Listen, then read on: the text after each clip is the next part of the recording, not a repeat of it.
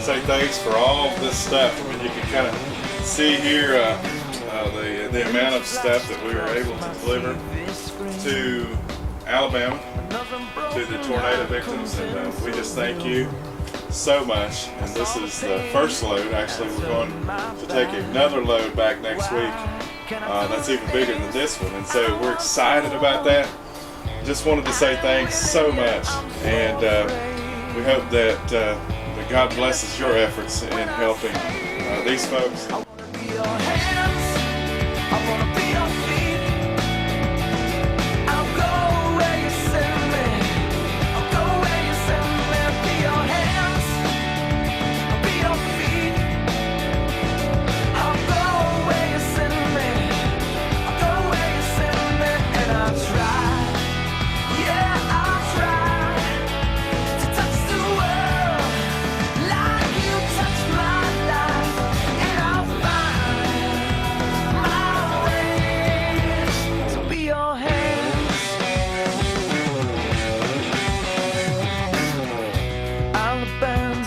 Every selfish thought, I surrender everything I've got.